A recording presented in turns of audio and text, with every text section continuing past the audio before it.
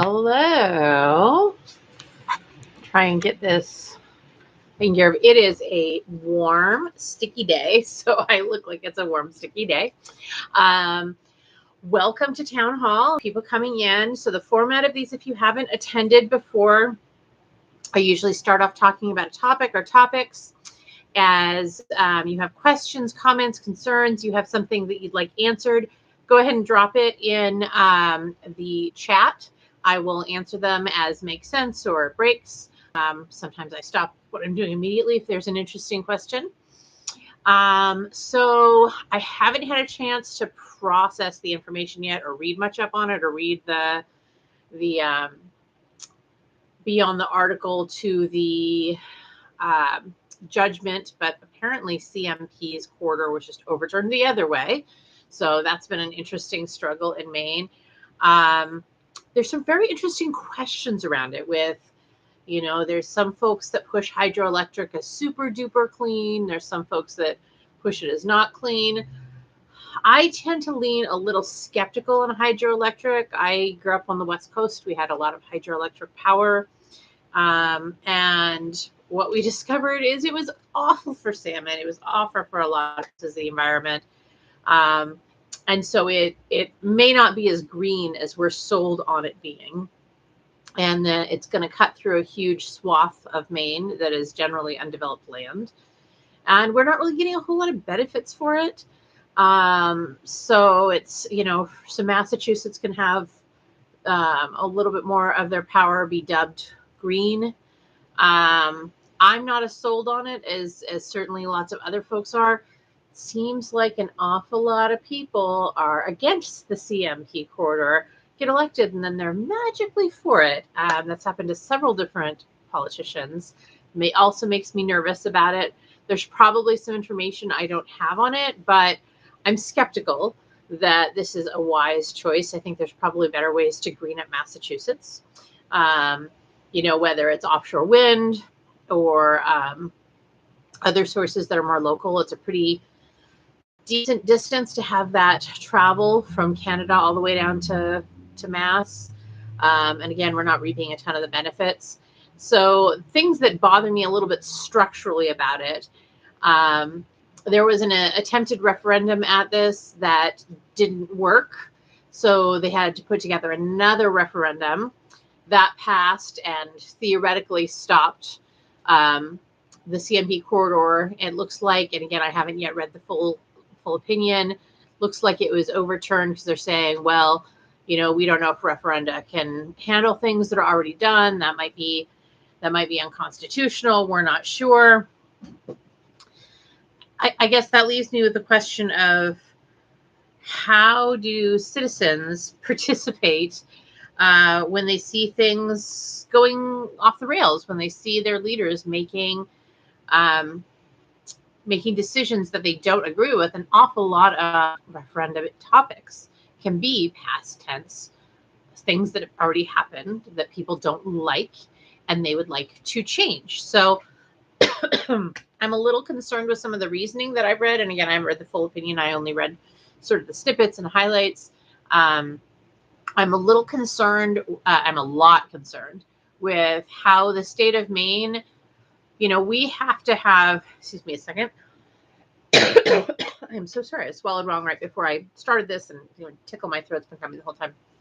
So the state of Maine, we've had an awful lot of things that we have to vote on multiple times or try to vote on multiple times. And I really have a problem with our legislators thinking that we're brilliant when we vote for them, but the rest of the time that the voters shouldn't really have a say. And a referendum is a check on the legislative body. We don't have the ability to do a national referendum. We only have the ability to do state or local referendum. So it is frustrating to me that, whether it's the CMP corridor, ranked choice voting, medical marijuana, regular marijuana usage, that we keep having to vote on these and tell our elected representatives that we're really, really not kidding, that we want something or we want them to take action. In fact, ranked choice voting we voted on twice. We have it in this race. Awesome. Love it. Fabulous. But we don't have it across all of our races. And there's a a few word conflict in our Constitution that was, and the courts found that they'd have to make some little tweaks to the Constitution in order to make it apply to the gubernatorial race, which is why we have it. We have it because we have, if you look back at our last 7 governors, 2 of them have been independent. I mean, it really has gone like, independent, Republican, Democrat. I don't remember if it's independent, Republican, Democrat, or independent, Democrat, Republican. Doesn't matter. It's in that cycle. And independents are very popular here. Independents win. I could absolutely win this race. This isn't like other states where to have an independent win a federal level office is just unheard of. One of our senators is independent. With ranked choice voting, it's actually not that long of a shot to have me be the representative next year. It is absolutely reasonable and doable. More of our voters generally tend to be independent than either Republican or Democrat. And the reason why we have it is Democrats got very frustrated and they kept saying, those independents, they're splitting the vote. When LePage got in the first time, it wasn't the independent that split the vote. The spoiler candidate, if you want to call it one, was Libby Mitchell. I mean, she was 100,000 votes in the dust from the top 2 candidates. And so it's not always independents that split the votes or, are the spoilers. I don't really like the term spoiler. I think that anybody who wants to run for office should be given a fair and appropriate shot at it. I think we should all be treated, essentially equally. I think we should get equal airtime. I think that we should have equal shot. I think that the average citizen should be able to run for office. A few more people have joined. If you missed the beginning, go ahead and drop any questions or comments you have in the chat. I'm happy to address those. And what we're talking about is we're talking about how average people should be able to participate in politics, and where that came from is earlier we were talking about that we had one of our referendum was just overturned on CMP, and that we have to vote for referendum multiple times. So for the folks who just joined, kind of catch you up. So yeah, I mean, a lot of what I do is showing that an average citizen, although it is a high hurdle sometimes, that the average citizen can participate in politics, and we should be able to participate in politics. I, as a person who sees myself as qualified, I've had people go, well, why do you think you're qualified? Well, gosh, I don't know. The gentlemen who have had the job before me and the one before that just had bachelor's degrees and didn't really have anything that made them specifically qualified to be, in Congress. One of them had been a local legislator, one of them a state official of some sort. But, like they weren't particularly adept at writing federal law. I have 4 degrees. 2 of them are graduate. I work with federal law all day long. I've been an appointed official before. I've run a small business. I'm at least as qualified, if not more qualified. The only difference is I don't have money. And even a referendum, it takes a phenomenal amount of money and a phenomenal amount of resources to get a referendum on the ballot. So, for example, for me to run for office this year is about 430 hours worth of work. Referendum is that times, 20, a magnitude of 20 to 30 to 40. It is so much work to get on the ballot. To have those things sort of cast aside or disregarded is really, really inappropriate. I don't like that we have elected officials that don't seem to think that voters matter. That really bothers me, even if it's something that I don't agree with. And I've been very upfront that, for example, ranked choice voting, I was kind of on ranked choice voting the first time it was voted for. I was like, yeah, whatever, sounds interesting. Maybe. Yeah, I wasn't particularly passionate about it. By the second time we voted for it, I was like, wait, we already had to vote for this once. Why are we voting for this again? We already voted for this once. We already told our legislators, please make this happen. And again, they still have not initiated the process at the state level to fix the constitutional correction that starts in our state legislature. They just haven't done it. So I think that's something to really push on elected officials about, and potential elected officials, whether it's me or somebody else. How do we know that you're going to listen to voters? And particularly for offices like, congressional representatives, there's not really a way to claw that back. So, we don't have a referendum on federal level. So when you have, we have a delegation of 4 from the state of Maine. We have 2 senators. Every state has 2 senators. And then we have 2 House reps. And though all of them essentially are quite good at constituent services. That's sort of it's a floor in Maine. You better be good at constituent services or you're just not going to be in office very long. What they're not very good at is listening to folks. We ran into that a lot with Susan Collins. That was something that a lot of people felt very frustrated with. I certainly have been very frustrated with that. Jared Golden has started to develop a reputation for that as well. Bruce Poliquin kind of infamously is hidden in women's bathrooms at least once, if not several times. Angus King tries to listen a little bit more. He doesn't have the same sort of pushback.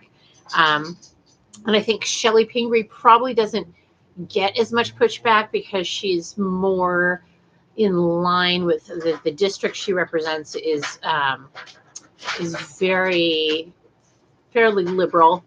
And very much in line with her. And I apologize, the dog skedaddled back into the room, and he was given a little bit of leftovers, excuse me, and a metal tray, and he is continuing to lick them because apparently he was quite abreast.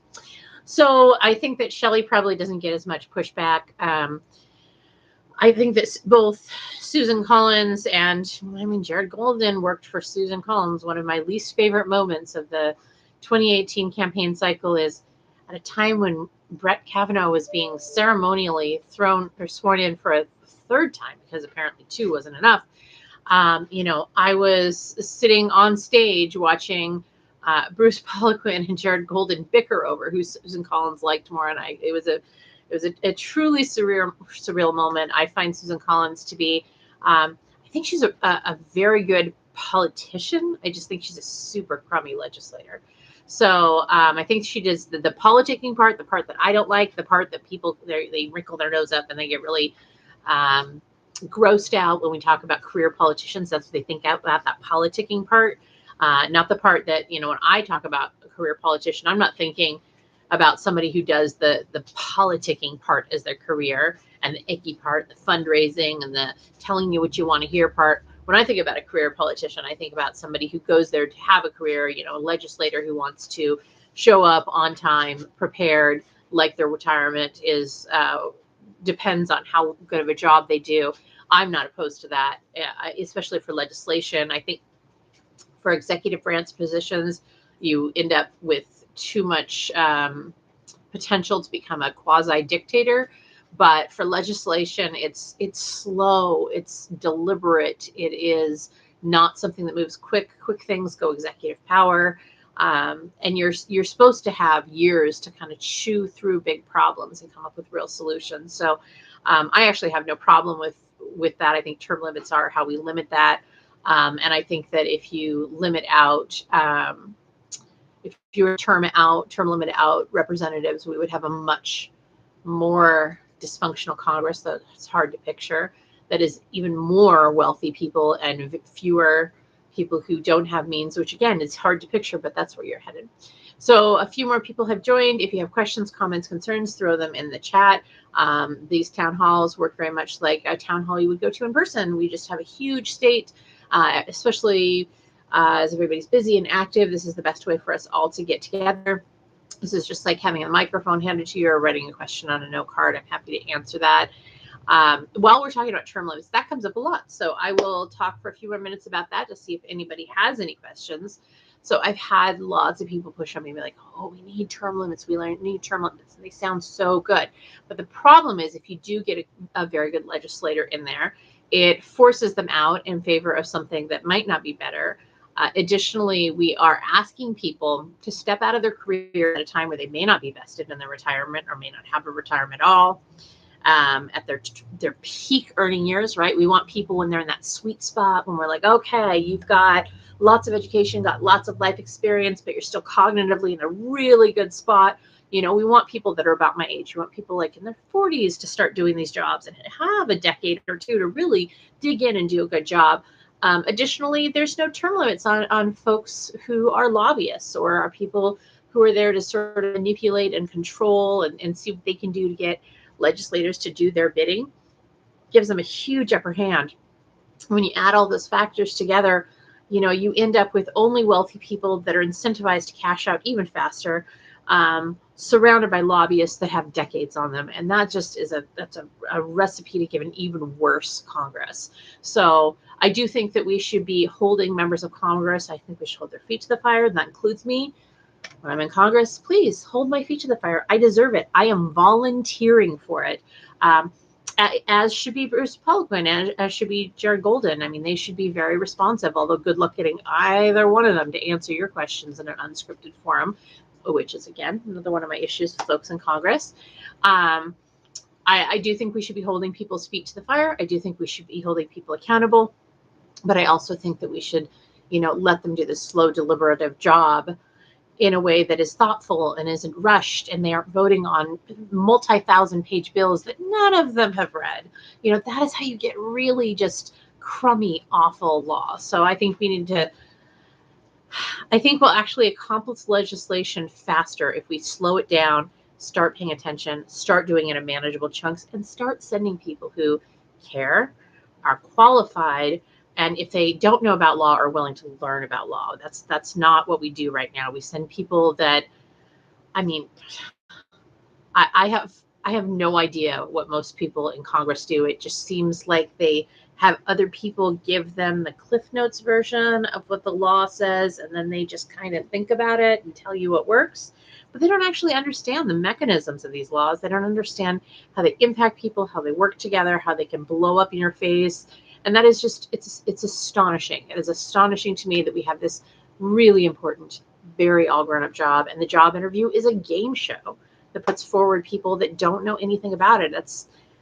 It is phenomenally astonishing that we haven't imploded in ourselves as a country, and that we still have some semblance of a working society, because the way that we run our government is not effective.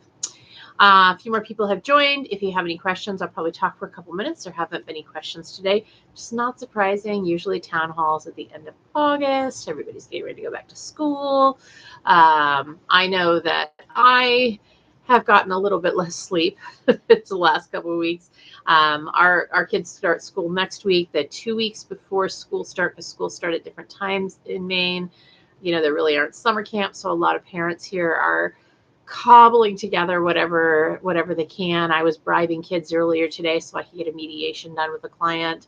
So I know a lot of folks are probably not at their sharpest this moment in time. And I think we're all very much looking forward to kids going back to school. I love my children. They're delicious, but I also enjoy a little bit of breathing room from them. And I love them to learn new and interesting things and be able to tell me about their experiences they had that weren't entirely guided by me, and we can share our days. I think that having a little bit of time apart in families is healthy. So no one else has had comments, questions, or concerns.